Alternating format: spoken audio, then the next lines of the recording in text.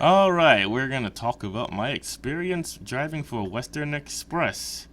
So, after being kicked out of the trucking industry for 3 years, I decided I might try to re-enter it, and so I applied at Western Express, and much to my surprise, they actually accepted my application, which is really surprising because for the past 3 years, every single company I applied to has said no to my application, specifically because the last company I worked for fired me. Now, I didn't really know what to expect working for this company, as I've only worked for one other trucking company, and I've only driven a yard truck for another one, and driven school buses for another company. So, I figured I'll just give it a shot, see what it's like, and if I don't like it, then I'll just leave. Now, one complaint I do have with this company is they're not fully honest. For example, they told me that my orientation would be paid for, but they didn't pay me for it, and I found out later that they don't even consider you an employee until after the orientation and after they've accepted your application, which apparently doesn't even happen until after a few days after the orientation anyway, which I've never really heard of that. For example, I worked at Amazon.com for a short amount of time, and they pay you for the orientation. They consider that your first day at work. You get paid like $76 for it. Also, why does the orientation take so long? It's like 2 or 3 days at this company, where at Amazon, it was only like it only lasted for an entire morning. I mean, I guess it's because there's a lot to cover when you're driving a truck compared to like working at a warehouse. But yeah, I wasn't really that surprised when they straight up lied and said the orientation was paid for, because a lot of trucking companies these days say that they pay for your orientation and then don't. And then you find out later that it's not even in their company policy to pay for the orientation. So, at this point, I've been pretty much desensitized to that lie, because it's just something I expect now. Whenever a company says that they pay you for their orientation, I assume the opposite is true. So I wasn't really that surprised when I found out I wasn't paid for the orientation. Now, I wouldn't necessarily call this a lie or even dishonesty, but someone forgot to update the website at the very least, because the hotel does not have a free continental breakfast, or at least the one they put you in the Allentown area. To be fair, this isn't a blatant lie. The hotel Days Inn in Eastern Pennsylvania is the one they used to route you to while you were waiting for a trainer, and that one actually did have a free continental breakfast. But you know what I don't understand? Even though that hotel did get demolished for reasons, why didn't they just put you in another hotel in the area that has free continental breakfast? There's a bunch of them in this area. Like Best Western, for example. But I mean, maybe that one was outside of their price range, I don't know. Now, while I'm used to trucking companies being more or less dishonest, I was a little bit surprised when I found out that the hotel they put me in did not have a continental breakfast, because most hotels I've been to did have a free continental breakfast. So that was a little bit strange. Like, what kind of hotel wouldn't include one? If you want breakfast, you actually have to go to a restaurant to purchase them. Now, during the orientation, they did give you a free breakfast, but continental breakfast it ain't. So the breakfast that they served you at the orientation consists of a very disgusting apple, a dry pastry, and a small water bottle.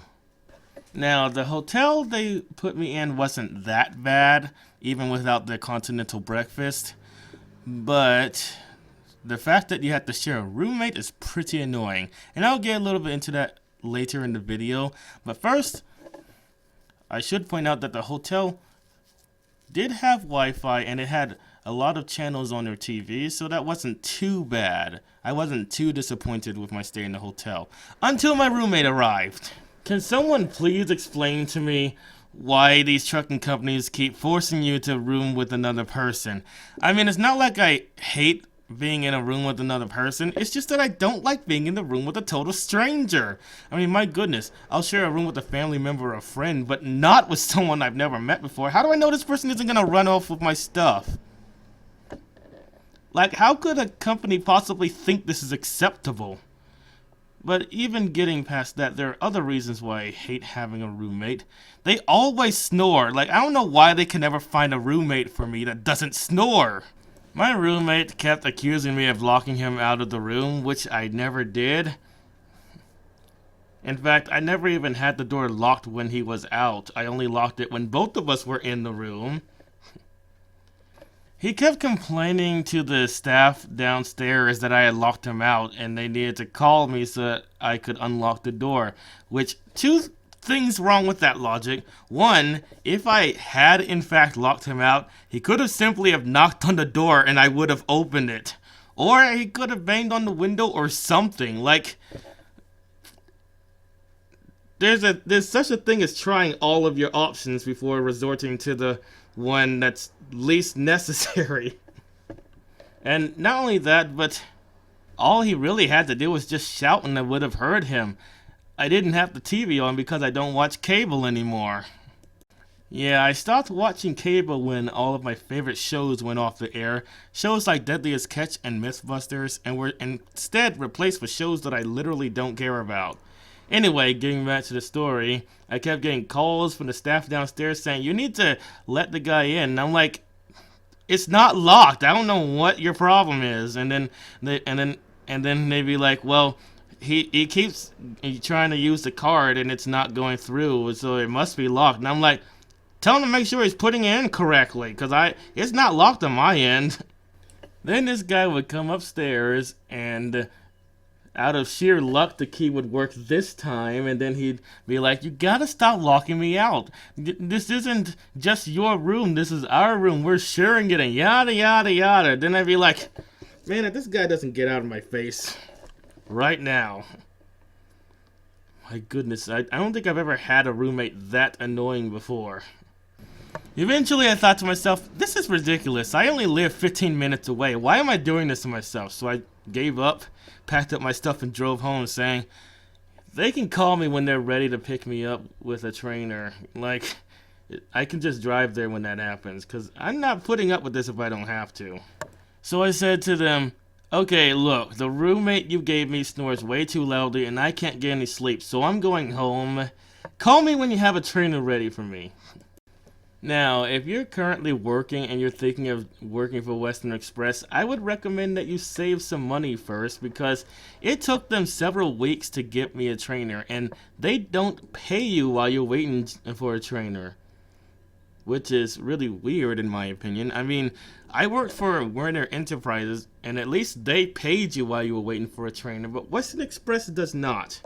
And that's one thing I did not enjoy about this company. Like, how in the world is anyone supposed to pay their bills while this is happening?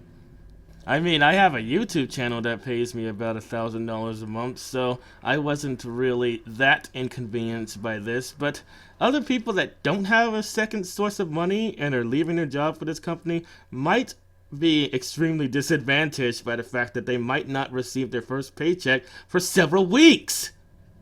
Now, a week or two later, I get another call saying I need to come back for training. So, thinking that I was going to go out with a trainer this time, I brought my sleeping bag and other stuff they say you have to bring with you, and I drove there, only to be found out that I wasn't going out with a trainer. This was like another road test. And I'm like, but I already had 2 of them. The first road test, they take you out in the out around the block in the Allentown area, near where the terminal is located. The second road test was just a backing test in the yard. This was basically a third road test where you drive up and down US 22 and I-78 until about exit 10 where there's a truck stop. Then they have you back up in the parking lot. A slight problem with what they're trying to make you do as far as the backing is concerned though. Now, this is the angle they wanted me to back up in at this truck stop. Can you see what's wrong with this angle? Well, I'll point it out for you.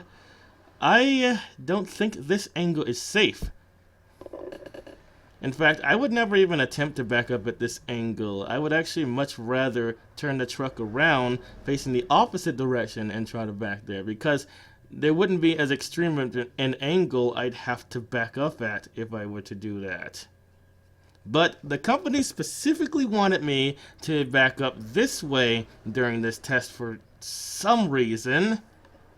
I guess to prove that I could? I mean, regardless of whether or not I could, I still don't think this would be the safest way, and I personally would never try to attempt this way. I managed to get the trailer in the space without hitting anything, but then I gave up because I couldn't figure out how to get the truck in.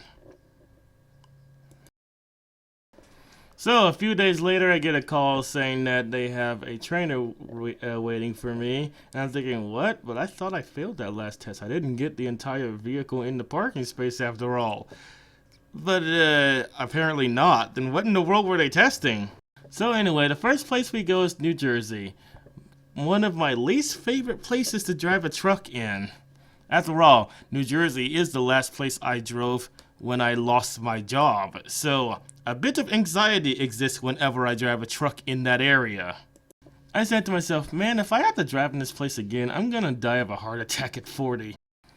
I mean, I get a lot of anxiety driving a truck in New Jersey because, after all, it's where I lost my job. So, after remembering the anxiety that driving in this state gives me, I was actually contemplating the idea of quitting. But then we went to North Carolina and it was all good.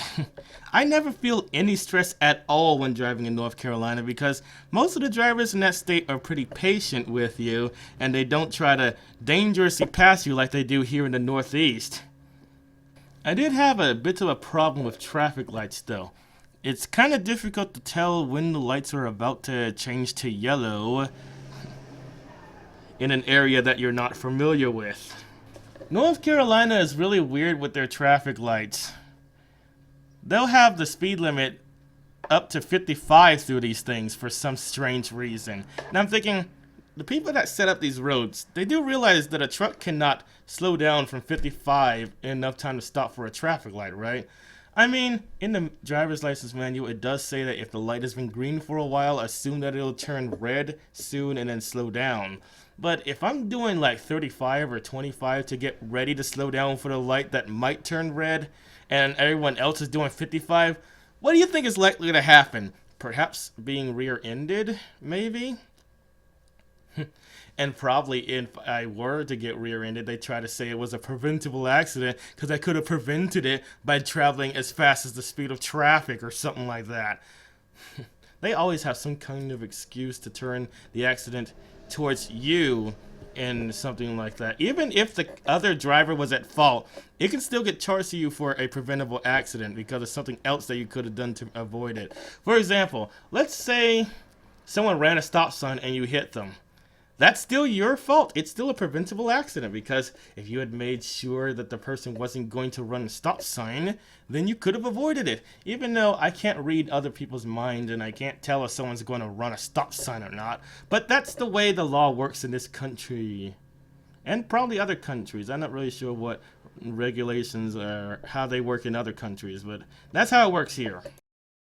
South Carolina makes a little bit more sense. They make the speed limit 45 on roads that have traffic lights, which makes a little bit more sense than 55 in my opinion. Also, North Carolina is also a bit weird with the way they program their traffic lights because they have it set up so that as soon as the light turns red, the opposing traffic gets a green, like right then and there. Like there's no wait after the light turns red before the next light turns green, which doesn't make any sense to me because like here in Pennsylvania you have people that are trying to race the yellow light. If the next light turned green right away, there'd be a chance of getting hit by that person. So that doesn't seem safe to me.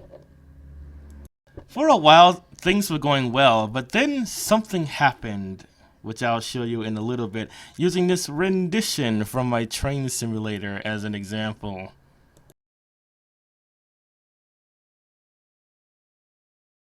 So, this is something that happened to me that caused me to end up quitting this job.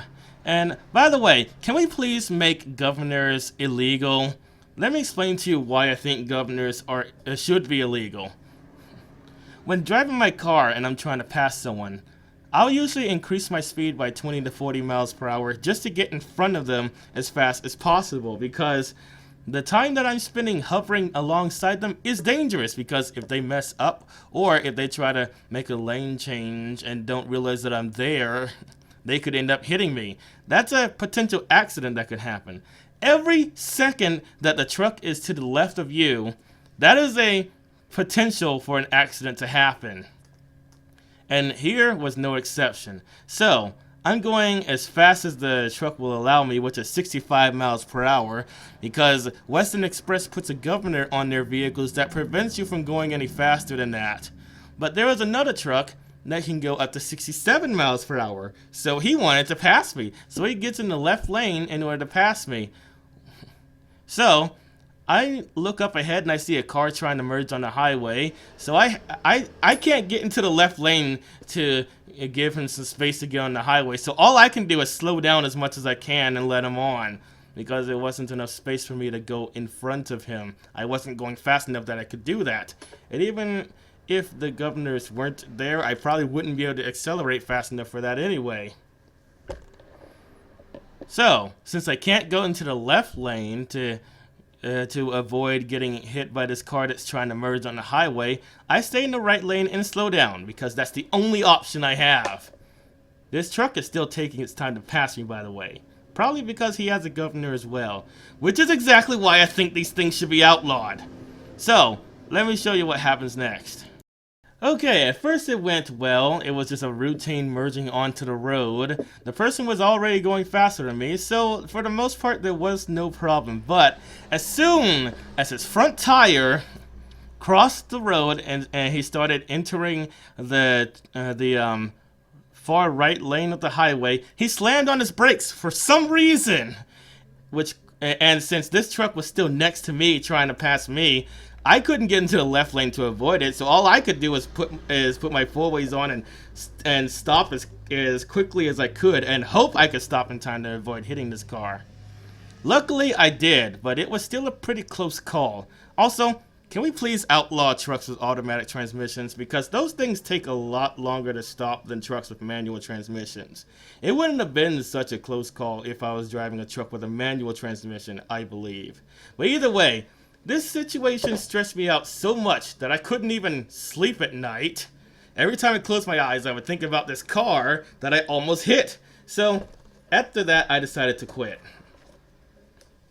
Now, in addition to it taking a long time to get paid because they don't pay you while you're waiting for a trainer, I only have one other complaint. However, this complaint depends on the type of a trainer you get, because chances are you might have a different trainer than mine, so I don't really think it's a way of I don't think it's a proper way of judging the company. But this is just the trainer that I had, and this is a complaint I have about him. My trainer caused me so much stress. In fact, he's actually part of the reason why I quit, because I just couldn't deal with him anymore.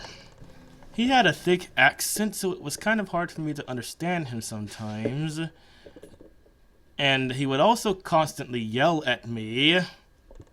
Sometimes the orders he would shout were inconsistent, like he would shout stop, and then I'd stop, and he'd be like, go, and then I'd be like, well, you just told me to stop. Do you want me to stop or go? Like, you can't tell me to do one thing and then get mad at me for doing that instead of some other thing that you want me to do at the same time. Like, what was his problem? But yeah, he was part of the reason why I quit too, because I just couldn't stand the type of stress that he was putting me through. Those were the only two complaints that I had with the company, though. Other than that, they're more or less okay company to work for. However, I haven't actually driven on my own with them yet. I was only with the trainer for 2 weeks, so I can't really speak for what it's like when you're on your own. Just the training process.